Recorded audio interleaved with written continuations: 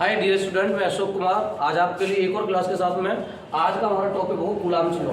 कल मैंने आपको पिछली वीडियो में आपने देखा होगा क्लास में मेरी में मैंने बताया था आपको आवेश के बारे में। आवेश क्या है, आवेश के प्रकार बताए थे मैंने आपको। ये आज हम बात करेंगे कि कूलाम्ब्स लॉ। फिजिक्स में 12th क्लास में पहले चैप्टर का जो इंपॉर्टेंट टॉपिक है ये कूलाम्ब्स लॉ।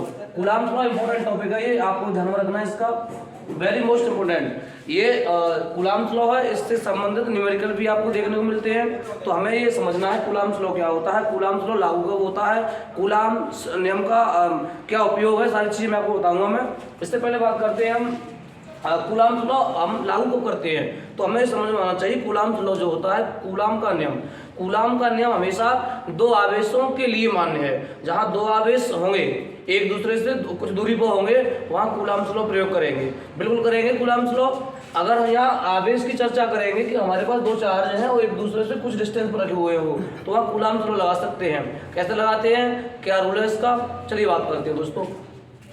कूलाम्ब्स लॉ इसकी डेफिनेशन तो ये है कि दो आवेशों के मध्य, मैंने आपको पिछली क्लास में बताया था मैंने आपको कि दो आवेश जो होते हैं, दो चार्ज जो होते हैं, उनके मध्य किस प्रकार का बल कार्य करता है, बल का नेचर क्या होता है। तो मैं आपको बताऊं, अगर दो चार्ज हैं, अगर दो आवेश दो चार्ज हैं, अगर दोनों पॉजिटिव चार्ज हैं, ये भी प्लस का आवेश है ये भी प्लस का आवेश है, पॉजिटिव चार्ज है, उनके बीच सदैव प्रतिकर्षण बल कार्य करता है।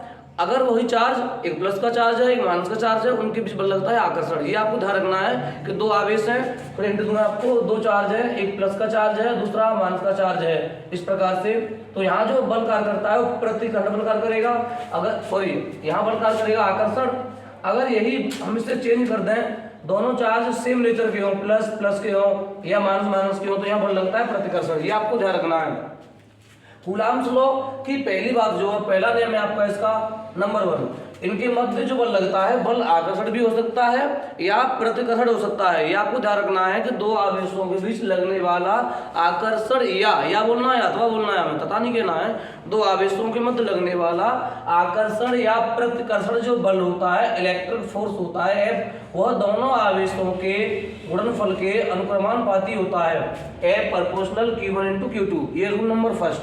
रूल नंबर सेकंड है कि दोनों आवेशों के जो बीच दूरी होती है, दूरी और जो फोर्स कार्य करता है आवेशों के बीच में, वह दूरी के वर्ग के व्युत्क्रमानुपाती होता है। ये आपको ध्यान रखना है। ये दो रूल हैं केवल कूलाम्ब्स लॉ में, हमें दो रूल लगाने हैं केवल। पहला रूल तो ये है कि इनके मध्य जो बल कार्य करता है, इलेक्ट्रिक फोर्स विद्युत बल कार्य करता है, वह दोनों आवेशों के गुणनफल के अनुक्रमानुपाती होता है, प्रोपोर्शनल होता है। और यही जो बल होता है, दोनों आवेशों के बीच की दूरी जो होती है, डिस्टेंस होती है, उसके वर्ग के व्युत्क्रमानुपाती होता है, व्युत्क्रम में होता है। तो अब दोस्तों हम क्या करते हैं, दोनों को मिलाने पर, दोनों नियम में दोनों को कंबाइन कर देंगे। दोनों को मिलाने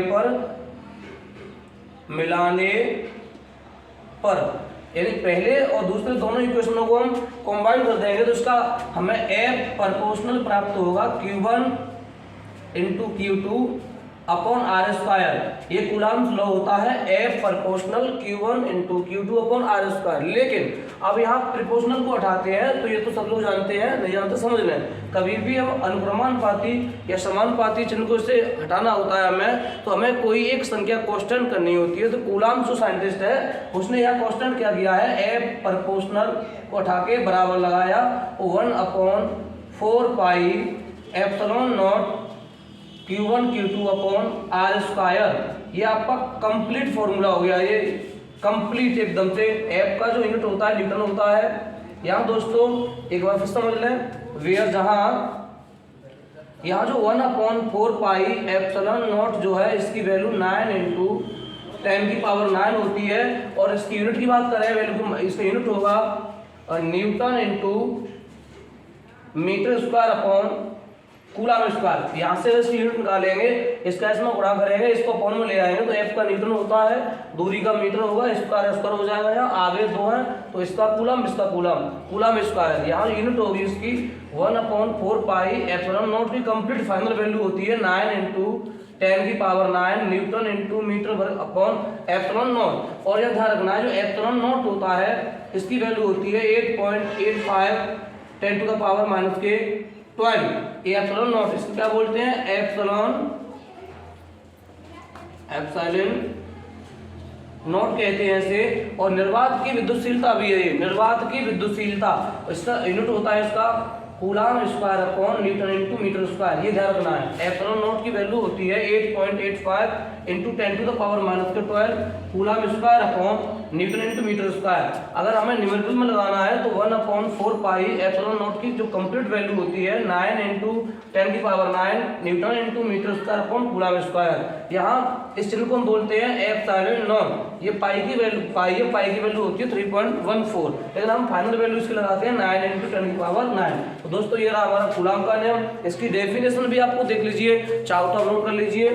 इसकी डेफिनेशन जो परिभाषा होगी, इसका जो सिद्धांत है वो ये होगा, दो आवेशों के बीच लगने वाला आकर्षण या प्रतिकर्षण बल दोनों आवेशों के गुणनफल के अनुक्रमानुपाती और उन आवेशों के बीच की दूरी के वर्ग के व्युत्क्रमानुपाती होता है।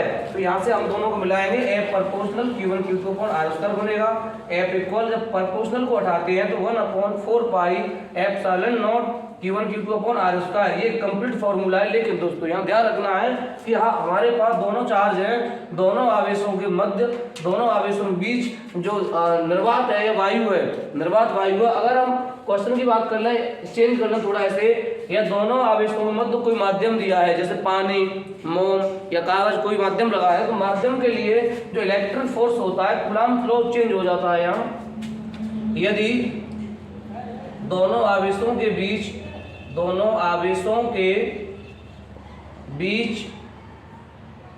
कोई माध्यम हो, माध्यम बोले तो जैसे कांच, मोम, जल, अभ्रक, ये माध्यम है आदि। अगर कोई माध्यम है, जैसे ये चार्ज है दोनों, Q1 चार्ज Q2 चार्ज इनकी डिस्टेंस R है। अगर यहाँ कोई माध्यम है, बीच में कोई मीडियम है माध्यम, तो माध्यम के लिए इलेक्ट्रिक फोर्स जो होता है, बल का फॉर्मूला होता है, वो चेंज होगा। इन मीडियम के लिए force F equal 1/4 pi epsilon not के साथ में K का प्रयोग करना है अपन को। यहाँ K लगा के Q1 Q2 upon R square. ये आपका कूलाम्स लॉ कंप्लीट है ये। लेकिन कब लगाएंगे इसे दोस्तों, अगर किसी माध्यम की बात है, किसी न्यूमेरिकल में ये दिया गया है कि दोनों आवेशों के बीच माध्यम है, और माध्यम होने की वजह से, माध्यम क्या होता है, कांच भरा हुआ है आवेशों के मध्य, मोम भरा हुआ है, जल अभ्रक पदार्थ भरा है, अगर माध्यम भरा होगा तो वहाँ हम एप्सिलॉन नॉट के साथ में K का प्रयोग करेंगे। K या क्या होता है, जहाँ K को बोलते हैं परावैद्युतांक, डाइलेक्ट्रिक कांस्टेंट कहते हैं इसे। K की वैल्यू आपके पास होगी। K का मान अलग अलग पदार्थों के लिए अलग अलग होता है। K की वैल्यू बिल्कुल होता है, कितनी वैल्यू होती है मैं आपको अगली क्लास में बताऊंगा मैं। तो आज दोस्तों इतना ही काफ़ी है। मुझे उम्मीद है आपको मेरी क्लास पसंद आएगी। अगर मेरी क्लास पसंद आए तो वीडियो को लाइक करें, चैनल को सब्सक्राइब करें और अपने दोस्तों को शेयर भी करें। मिलते हैं अगली क्लास में, और टॉप क्लास होगी। जब तक के लिए बाय।